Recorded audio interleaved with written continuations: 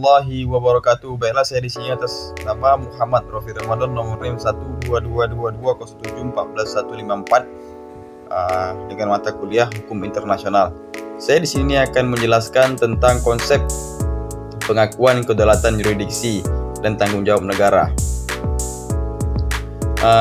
Dalam hukum internasional dan hukum antar negara, penjelasan masing-masing konsep pengakuan negara adalah tindakan yang dilakukan oleh negara lain untuk mengakui keberadaan suatu entitas sebagai negara yang berdaulat.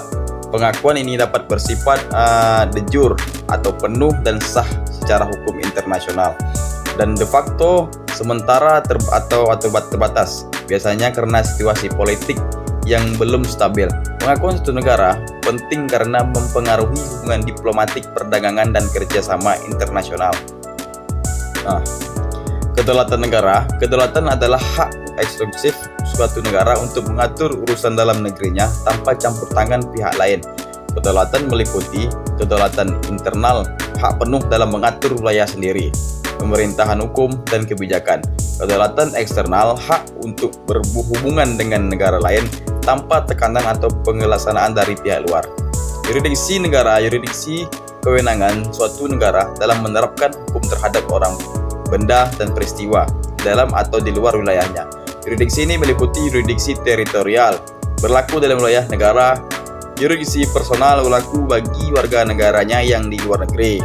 Yurisdiksi ekstrateritorial, berlaku pada kasus tertentu seperti kejahatan internasional.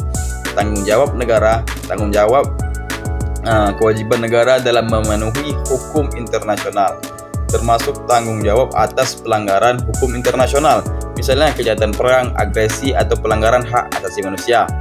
Tanggung jawab untuk memberikan ganti rugi kepada negara lain atau individu yang dirugikan akibat tindakan negara tersebut.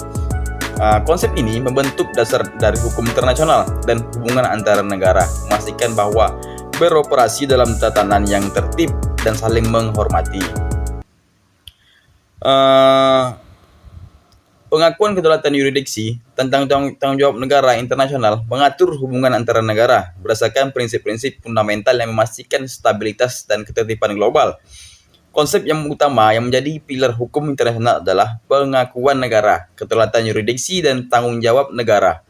Pengakuan negara. Pengakuan merupakan tindakan suatu negara atau organisasi internasional dalam menerima keberadaan negara baru sebagai bagian dari komunitas internasional. Tanpa pengakuan negara, baru bisa mengalami kesulitan dalam menjalin hubungan diplomatik, perdagangan, dan kerjasama internasional. Pengakuan negara dapat bersifat pengakuan seperti yang saya sebutkan tadi, de jure.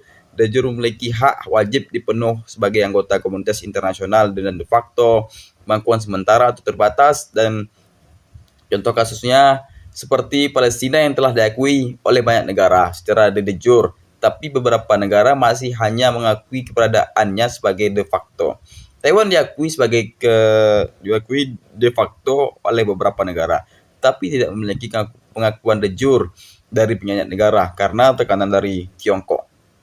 Kedaulatan negara. Kedaulatan yang berprinsip dasar yang memberikan negara hak eksklusif untuk mengatur urusannya sendiri tanpa intervensi ke pihak luar.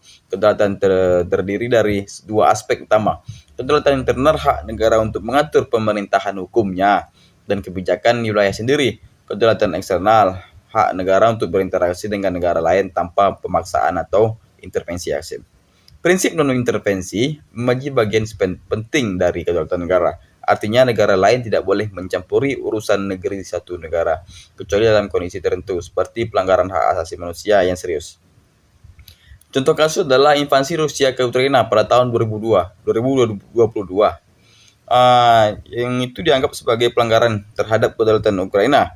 Intervensi NATO ke Libya pada tahun 2011 berdasarkan pada prinsip tanggung jawab untuk melindungi R2AP. Dalam kasus pelanggaran hak asasi manusia, jurisprudensi dan negara yurisdiksi mengacu pada kewenangan negara dalam menegakkan hukum terhadap orang, benda, dan peristiwa, baik dalam maupun dalam luar wilayah. Yurisdiksi ini menjadi beberapa jenis, yaitu yurisdiksi teritorial, yang memiliki kewenangan hukum atas semua aktivitas wilayahnya tersebut. Darat, laut, udara. Jurisdiksi personal dapat menerapkan hukum sebagai warganya meskipun mereka berada di luar negeri. Jurisdiksi ekstrateritorial untuk individu entitas kejahatan berdampak pada negaranya. Contoh, jika seorang warga negara yang melakukan tindakan pidana di luar negeri ini tetap memiliki yurisdiksi personal terhadap individu tersebut. Amerika Serikat sering menerapkan yurisdiksi ekstrateritorial dalam kasus kejahatan cyber dan pelanggaran hak asasi manusia. Tanggung jawab negara adalah mengacu pada kewajiban suatu negara untuk bertindak sesuatu dengan hukum internasional dan bertanggung jawab atas tindakan yang melanggar hukum internasional. Jika suatu negara internasional tersebut dimintai pertanggungjawaban diplomatik, misalnya permintaan maaf atau perbaikan hubungan, dikenai sanksi ekonomi atau politik oleh komunitas internasional, dihukum dalam forum internasional seperti Mahkamah Internasional ICJ atau Mahkamah Pidana Internasional ICC. Kasus Jerman harus membayar ganti rugi setelah Perang Dunia Kedua sebagai bagian dari tanggung jawabnya atas agresi dalam kejahatan perang. Sudah menghadapi tuntutan di ICC atas kejahatan kemanusiaan yang melakukan dalam konflik Darfur. Kesimpulannya adalah konsep pengakuan kedaulatan yudiksi dan tanggung jawab negara saling berkaitan dengan hubungan internasional. Negara-negara harus menjaga kedaulatan dan yurisdiksinya, tapi harus bertanggung jawab atas tindakan yang melanggar hukum internasional di era globalisasi. Peran organisasi internasional seperti PBB semakin penting dalam memastikan bahwa negara-negara bertindak sesuai dengan hukum dan norma-norma internasional. Apakah Anda ingin dalam pembahasan? Baiklah, sekian dan terima kasih. Baiklah, hanya itulah saya sampaikan. Lebih kurangnya saya mohon maaf. Wabillahi taufiq wal hidayah. Wassalamualaikum warahmatullahi wabarakatuh.